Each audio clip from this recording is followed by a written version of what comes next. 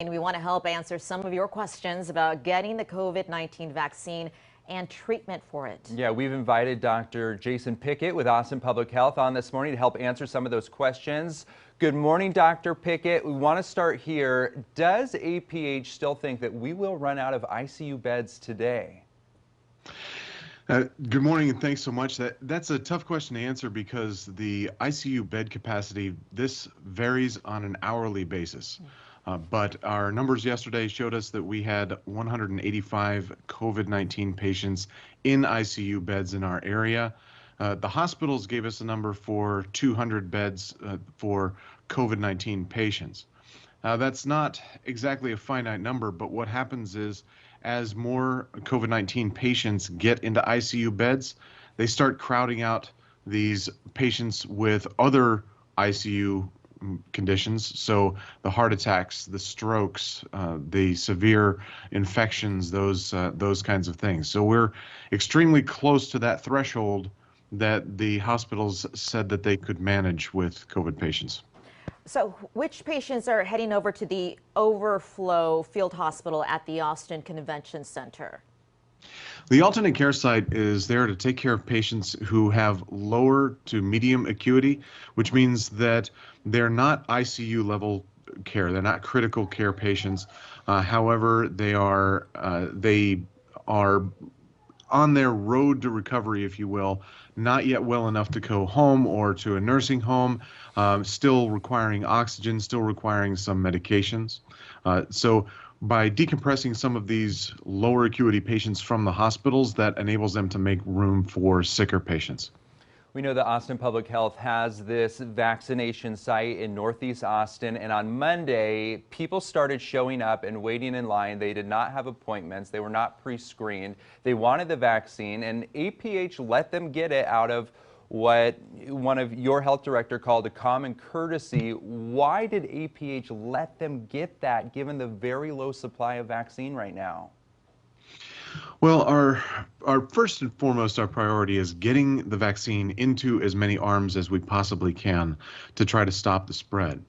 And given the low number that we have, or given the limited supply that we have right now, we're trying to focus on those folks who are most vulnerable, as well as those in our healthcare system, to help protect the healthcare system and our ability to care for everyone. However, at the end of the day, we want to vaccinate people, as many as possible, but I'm afraid that it's just not possible for us to vaccinate everybody who shows up just wanting one right now. We are trying to focus our efforts on those vulnerable folks. So that means that now, if you show up to our site, if you don't have an appointment, if you aren't registered, you're not going to get a vaccine right now. So was We're hoping to change this. I'm just going to ask, was that a mistake on Monday, or was it that you were worried that the vaccine was going to expire? And because it sounds like you've changed your protocol now. There was a miscommunication with one of our vendors there, but we've corrected that now, and seeing the incredible demand of folks who've registered for vaccine, it's really necessary now for us to stick to those who have appointments and who have registered, so we can ensure that the folks who are most vulnerable are getting it first. You're also in charge of the Infusion Center here in Austin, and that is the center that offers therapeutic drugs for people who have COVID-19, same kind of cocktail that the president had. We have seen reports nationwide that those drugs are not being administered quickly. Are you getting doses out to people who need them, who are sick right now with COVID? Do you have trouble with that?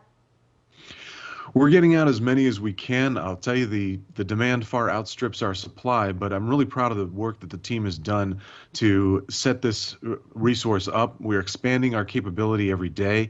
I expect by next week that we will be administering 75 doses per day.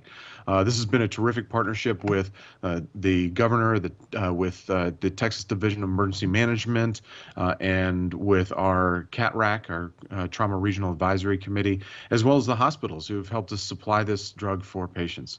So that's a resource that's growing every day, and we're getting into as many folks as we can who qualify.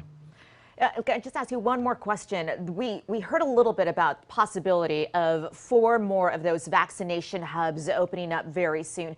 Can you confirm that for me? And then also let me know about the talk of the possibility of drive-through shot clinics. When could we see that? So we are opening several more sites for vaccinations. We are concentrating as we have been since the beginning. We're trying to concentrate on those who are most vulnerable and who have the least resources. So these clinics will be in underserved areas.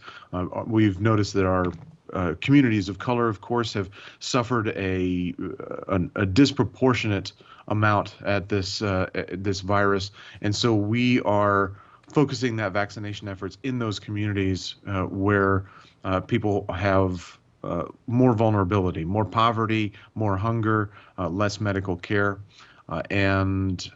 So those will be opening up soon.